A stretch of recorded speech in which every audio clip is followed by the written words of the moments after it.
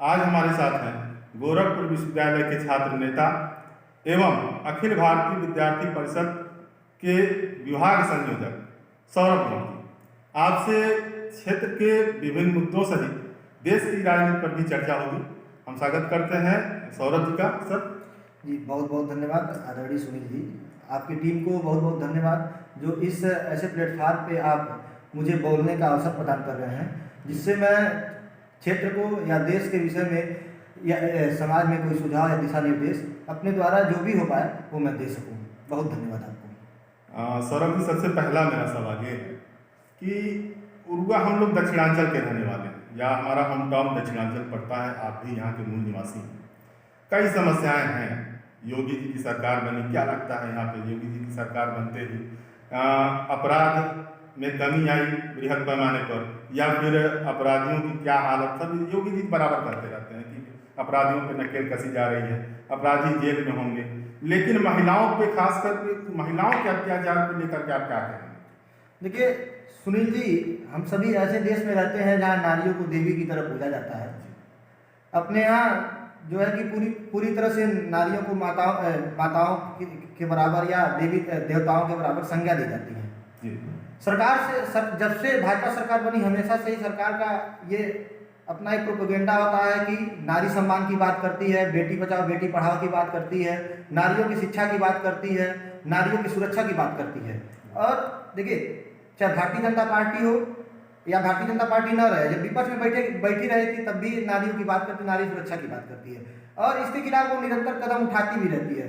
हाँ, इस देश में कहीं न कहीं जब नारियों की असुरक्षा की बात आती है तो जरूर ऐसा बुरा लगता है। सरकार ठोस कदम उठा रही है, हर जगह सरकार ये कोशिश करती है, लेकिन जब तक मेरे और आप में बदलाव नहीं आएगा, जब तक यहाँ के जनमानस एक एक लोग नारियों को इज्जत देना नहीं शुरू करेंगे, विद्यालय में पढ़ने वाली छात्राओं को सही निगाह से देखेंगे नहीं, तब तक सिर्फ और सिर्फ सरकार जितना भी नकेल लगा दे, सरकार जितने भी प्रशासन को टाइट कर दे, ये निश्चित तौर पे हम उस प्रयास में सफल नहीं हो पाएंगे। सफलता जब मिलेगी जब हम सरकार के तमाम नियमों में, सरकार के उन आदेशों का पालन करने के लिए सरकार के नियमों के साथ कदम से कदम मिला के, सरकार के सभी प्रावधानों में कंधे से कंधे मिला के चलेंगे, तब जाके हम उन सभी नियमों को साकार कर पाएंगे। चाहे नारी सुरक्षा की बात हो, चाहे बेटियों को पढ़ाने की बात हो, चाहे इस प्रकार की जितनी भी बातें होती हैं, एक जनता के एक देश के नागरिक के नाते हमारा कर्तव्य बनता है कि सरकार का साथ दे, तथा जो भी छात्राएं हैं, जो भी बहनें हैं, जो भी माताएं हैं, हमें खुद अपने आप में प्रण करना होगा कि मैं जितना कर सकता हूं, मैं जितना कर सकता हूं उतना उनको सुरक्षा प्रदान करूं, जिससे कि सरकार जो चाहती है, सरकार जिस दिशा में कार्य कर रही है उस दिशा में वो साकार हो सके। ऐसा नहीं है कि सिर्फ सरकार का कर्तव्य है। देखिए, सबसे बड़ी मानसिकता क्या है हमारे देश के नागरिकों की कि छेड़खानी हुई, सरकार क्या कर रही है, ठीक, नारी की जहां भी असुरक्षा का माहौल पैदा हुआ, सरकार क्या कर रही है? सरकार निश्चित तौर पे कर रही है, लेकिन हम नहीं कर रहे हैं। सबसे पहले हमें करना पड़ेगा, तब ऐसा लगेगा कि सरकार क्या कर रही है। सरकार निश्चित तौर पे वो सभी कार्य कर रही है जो करना चाहिए, लेकिन हम नहीं बदल रहे हैं, हमें बदलना चाहिए।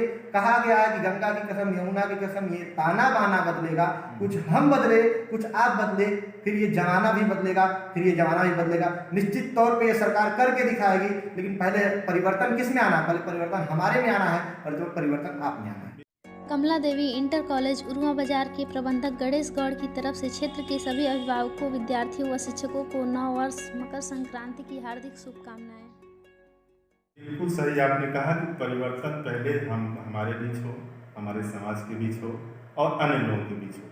साथ ही मैं ये कहना चाहूँगा, विपक्ष का आरोप हमेशा लगता है जब से योगी जी की सरकार यूपी में बनी, कि जब से योगी जी की सरकार बनी बेरोजगारी बेतहाशा बढ़ी, अपराध चरम पर है, तमाम मुद्दों पर यह सरकार फेल है। सपा सरकार की उपलब्धियों को केवल भुनाने का काम कर रही है। क्या करेंगे आप इसमें? भुनाने का काम कर रहे हैं तो निश्चित तौर पर आप यहाँ मेरा नहीं, ये यहाँ कुछ जनता कहा है, देखिए, जनता नहीं कह रही है, जनता बिल्कुल नहीं करे। जो जनता के ठेकेदार हैं, जो जनता को उकसाने का कार्य करते हैं, वो कर रहे हैं। अभी आप एमएसपी पे देख सकते हैं, जो अपना किसान बिल आया है, सभी राज्य के लोग प्रदर्शन नहीं कर रहे हैं, सभी राज्य के किसान प्रदर्शन नहीं कर रहे हैं। सिर्फ प्रदर्शन कौन कर रहा है? तो उन्हें उकसाने का कार्य करती है यहाँ की जो जनता के, ऐसे कहता है कि ठेकेदार है, तो जनता के ठेकेदारों का ना, अब जनता की बात करिए, लेकिन जब जनता की बात करेंगे तो आप पाएंगे विकास के नाम पे विकास का, और आप अगर निकलेंगे इस राज्य के चारों तरफ आप भ्रमण करेंगे तो आप पाएंगे कि सड़कों का जाल बिछा है। जिधर आप निकलेंगे उधर देखेंगे सड़कों का काम हो रहा है। हाँ, आप ये कहिए कि सड़क मैं निकल रहा था सड़क टूटा है, तो सड़क टूटेगा तभी ना बनेगा। सड़क का हर जगह काम चल रहा है। आप अभी यहाँ से लेके गोरखपुर वाले मार्ग पे जाएंगे, इधर खदनी रास्ते, मारन का रास्ते, तो वहाँ पे सड़क का काम चल रहा है। लेकिन अभी जब दूसरे दल के नेता जाएंगे तो कहेंगे सड़क खराब है। सड़क खराब नहीं है, सड़क का काम चल रहा है, सड़क का काम चलाया जा रहा है। सर, आपने किसान बिल की बात करी जो भाजपा सरकार ने जल्द ही ये किया है, लागू करने वाली है। तो अभी इस संबंध में भारी पैमाने पर भी आपने खुद कहा कि ये दिल्ली बॉर्डर पर पंजाब के किसान इसे कर रहे हैं, बाकी अन्य प्रदेशों के नहीं कर रहे हैं। लेकिन इस मुद्दे को लेकर के हर जगह हर पार्टियां, जहाँ की भी जिस प्रदेश के भी लोकल पार्टियां हैं, वो मुखर इस मुद्दे को लेकर। वास्तव में ये एमएसपी और किसान बिल की हकीकत है क्या? थोड़ा सा हमारे दर्शकों को बताएं। देखिए, सबसे पहली बात तो ये कि विपक्ष के पास अब कोई काम नहीं है।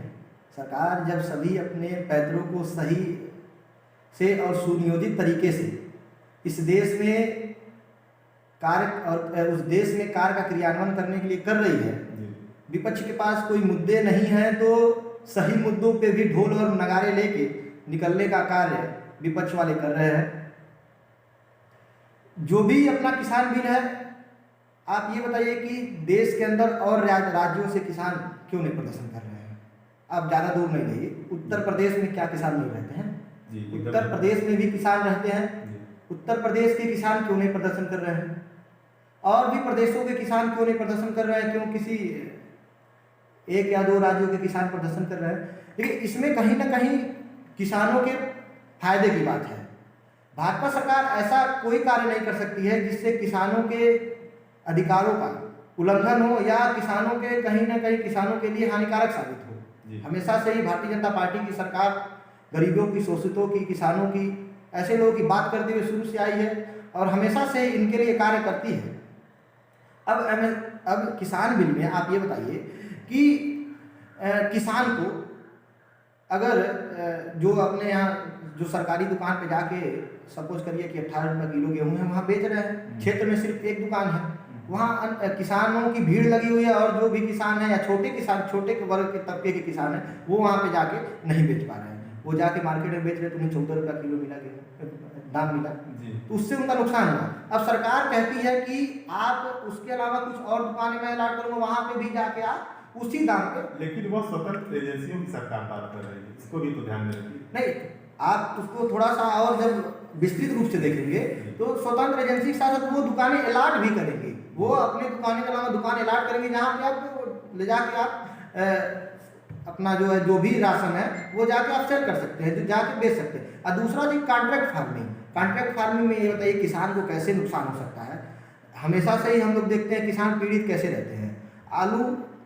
आलू को ना देखिए, गेहूं को ही देखिए कि जब वो गेहूं की बुआई करते हैं तो 20 रुपये किलो, 18 रुपये किलो समय रेट रहता है। लेकिन जब किसान जो है काट के अपने जो है इकट्ठा करके जब बेचने जाता है तो रेट हो जाता है 12 रुपये। तो नुकसान किसका हुआ?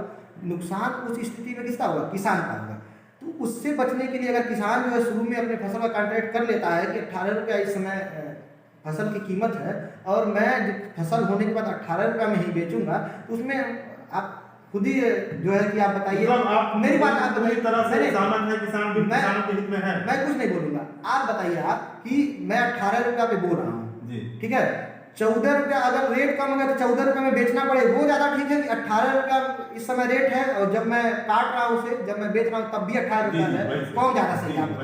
तो कहीं ना कहीं किसानों का इस बिल में फायदा है। हाँ, लेकिन जो किसान दिल्ली बॉर्डर में बैठे हैं, देखिए मैं कभी नहीं करा, उनकी गलती है, लेकिन उन्हें किसानों के बीच और सरकार, देखिए सरकार हर बात बैठक में कह रही है कि संशोधन करने के लिए तैयार है। जिस बात पे नाराजगी है, ठीक है, जिस बात पे किसान भाइयों को दिक्कत है वो संशोधन करने के तैयार है। लेकिन अगर बिल वापस होती है तो अन्य राज्यों के किसानों को उसमें दिक्कत होगी, क्योंकि इसमें किसानों के अधिकार की बात कही गई है, किसानों के हितों की बात कही गई है और किसानों के लिए ये बिल लाया गया। अगर कुछ किसानों की वजह से, जिसे उन किसानों की भी कोई दिक्कत नहीं, उन्हें ऐसा गुमराह किया गया है कि वो आज रोड पे बैठने के लिए मजबूर हुए हैं, उनके जो आका हैं उन्हें गुमराह किए हुए हैं, उनकी भी वो देर से समझेंगे। मुझे उन किसानों को कहना है कि हाँ, अगर आपको लगता है कि इस बिल में जरा सा भी आपके हितों का, अधिकारों का उल्लंघन हो रहा है, तो सरकार से बात करें संशोधन के लिए, ना कि उस बिल को पूरी तरह से समाप्त करने के लिए। ये अगर ये बिल समाप्त होता है तो कहीं ना कहीं अन्य किसान, अन्य राज्यों में जो किसान हैं उनके अधिकारों का उल्लंघन। बहरहाल निष्कर्ष निकलेगा, सरकार भी तैयार है पूरे इस मुद्दे को लेकर, किसान भी आज नहीं तो कल मान ही जाएंगे। अगला सवाल है मेरा, माननीय योगी आदित्यनाथ जी उरुआ बाजार यानी हमारे होम टाउन को टाउन एरिया घोषित करने की प्रक्रिया मतलब लंबित पड़ी हुई है, ये या कहिए कि अधिसूचना जारी कर दी गई है। कुछ दिनों बाद ही यह प्रक्रिया जो है यह घोषणा कर दिया गया टाउन एरिया की। क्या कहना चाहते हैं आप योगी जी से और हमारी क्षेत्र की जनता से? देखिए, मैं माननीय मुख्यमंत्री जी के प्रति अपने उरुआ क्षेत्र के वासियों की तरफ से बहुत बहुत आभारी हूँ, बहुत बहुत कृतज्ञ हूँ, और अपने सभी क्षेत्रवासियों की तरफ से बहुत बहुत मैं धन्यवाद भी कहता हूँ कि उरुआ क्षेत्र पे आपका ध्यान गया। कहीं ना कहीं नगर पंचायत बनने के बाद इस क्षेत्र का विकास जो ऐसा कहा जा सकता है कि रुका हुआ था, उसे उस विकास को रफ्तार पकड़ने में कहीं ना कहीं ये क्षेत्र पंचायत अहम भूमिका निभाएगा। यहाँ की जो मूलभूत समस्याएं हैं, ऐसी समस्याएं खत्म हों, ये जो क्षेत्र है अपने स्वर्णिम युग से गुजरे, यही हम सभी का आशा है। और इस बेहतरीन कदम के लिए हम सभी एक बार और रेडी हैं, क्योंकि देखिए जब सरकार की बात होती है तो इसके पहले जितनी भी कुछ सरकारें ऐसी आई जो ऐसा र्यूमर्स फैला कि घोषणाएं हो गई हैं लेकिन हो नहीं पाई। लेकिन भारतीय जनता पार्टी में हमें पूरी तरह से विश्वास है कि जो कदम भारतीय जनता पार्टी एक बार बढ़ा लेती है या जो कदम किसी मुद्दों को लेकर ले लेती है तो निश्चित तौर पे उसे खत्म करके या उन मुद्दों को। सौरभ जी, आपसे सबसे आखिरी और अहम सवाल, और सवाल मेरा यह है कि उरुआ नगर पंचायत का दर्जा जल्द ही प्राप्त कर लेगा। यदि आपको इस क्षेत्र का नेतृत्व करने का अवसर मिले तो फिर किस नज़रिए से देखते हैं? साथ ही क्षेत्रवासियों, देशवासियों और प्रदेशवासियों के नाम आपका आज 31 दिसंबर है और इस वर्ष का लास्ट दिन है, उनके नाम क्या संदेश देना चाहते हैं? देखिए सुनील जी, जाते जाते आपने नेताओं वाला प्रश्न आखिर पूछ ही लिया, जिसे मैं बार बार यही सोच रहा था कहीं ना कहीं ये वाला प्रश्न तो आप जरूर उठाएंगे कि ये नगर पंचायत बन रहा है तो कभी नेतृत्व करने का अवसर प्राप्त हुआ तो मैं कैसे नेतृत्व करूँगा। देखिए, सर्वप्रथम तो मैं अखिल भारतीय विद्यार्थी परिषद का कार्यकर्ता हूँ और हम सभी नेतृत्व नहीं करते हैं, हम सभी साथ चलने का प्रयास करते हैं। देखिए, आपके मन में अगर जिज्ञासा है तो मैं इस जिज्ञासा को जरूर दूर करने का प्रयास करूँगा। देखिए, हम कभी भी नेतृत्व नहीं करेंगे, हम सभी युवा हैं, हम सभी नौजवान, हम दूसरे ढर्रे से इसको लेके चलेंगे, हम साथ चलेंगे, कदम से कदम मिला के चलेंगे, कंधे से कंधे मिला के चलेंगे, कदमों को मजबूत करेंगे, कंधों को मजबूत करेंगे। देखिए, मैं ही नहीं, जो भी यहाँ के नगर पंचायत का प्रतिनिधित्व करेगा उसके लिए मेरा एक सुझाव ये है कि देखिए, जब पूरे इंटरव्यू में आपने मुख्य रूप से किसानों की बात की है तो सबसे पहले किसानों की बात होनी चाहिए। इस क्षेत्र में जो जल निकासी की समस्या है, जो जल भराव से सैकड़ों बीघा जो फसल है वो डूब जाते हैं, सबसे पहले उसकी प्रबंध होनी चाहिए। मुख्य टॉपिक ये रहेगा कि सबसे पहले किसानों के हितों की बात हो, क्योंकि किसानों के हितों की बात आज पूरा देश कर रहा है, तो सर्वप्रथम किसानों के हितों की बात हो। दूसरे, हर जगह जो मूलभूत समस्याएं हैं, हर क्षेत्रों में जो मूलभूत समस्याएं हैं, जैसे चिकित्सा से संबंधित समस्याएं हो गई, शिक्षा से संबंधित समस्याएं हो गई और रोजगार से संबंधित समस्याएं हो गई, तो जिसे भी प्रतिनिधित्व करने का अवसर प्राप्त हो सबसे पहले किसानों की बात करें। उसके बाद चिकित्सा की जो सुविधाएं हैं वो अगर इस समय 50% में है तो कहीं ना कहीं उसे 100% किया जाए।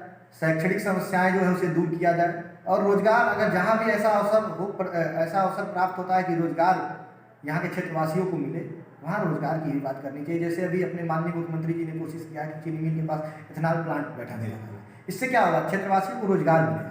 तो इस प्रकार की ऐसी जहाँ भी योजनाएं आती हैं उसे योजनाओं को अपने इस नगर पंचायत में या इस क्षेत्र में लाया जाए, जिससे यहाँ के लोगों को रोजगार भी मिल सके। बात देखिए, जब बात नगर पंचायत को होगी तो व्यक्ति क्या करता है, कंपेयर करता है। कंपेयर क्या करेगा, गांव से शहर को कंपेयर करेगा। तो ठीक है, हम सिर्फ शहर की बात नहीं करेंगे, हम गांव की अब बात करेंगे। वो सभी मूलभूत समस्याएं गांव में आनी चाहिए। गांव में जो समस्याएं हैं उनकी समाधान हो ही रही है। आज बिजली की बात करिए, भारतीय जनता पार्टी की सरकार में आप 2014 से देखिए तो आपको ऐसा लगेगा कि आप उरुआ बाजार में नहीं रह रहे हैं, तारामंडल में रह रहे हैं। बिजली कभी कटती नहीं है। 2014 के पहले आप बताइए, आप इस क्षेत्र में लगभग 50 साल से रह रहे हैं। बिजली की समस्या तो यहाँ मतलब ऐसा कुछ नहीं है पहले की अपेक्षा, अब काफी बेहतर है। 2014 से 24 घंटा बिजली रह रही है।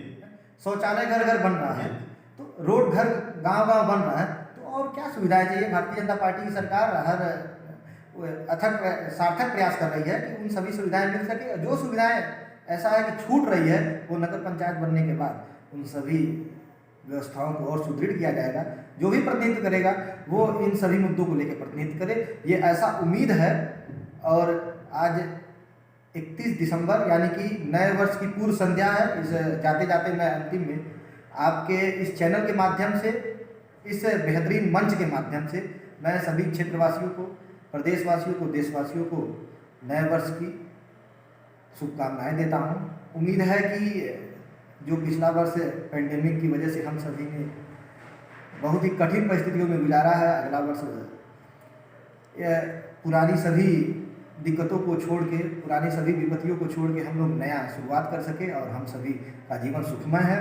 सभी आसपास के लोग जो है कि इसमें नई शुरुआत करें हमारे साथ। क्योंकि हम लोग विद्यार्थी परिषद जैसे छात्र संगठन से जुड़े हैं, तो विद्यार्थियों के लिए मेरी एक बात जरूर रहेगी, विद्यार्थी जो है आगे सभी चट्टानों को पार करते हुए पर्वतों पे चढ़ते चले जाए और ऐसी ऐसी ऊंचाइयां इस नए वर्ष में छुए जो उनके लिए, उनके परिवार के लिए, देशवासियों के लिए जो है कि स्वर्णिम हो, देशवासियों के लिए जिससे लाभ हो, जहां देश की गौरव बढ़े, देश का सम्मान बढ़े। धन्यवाद।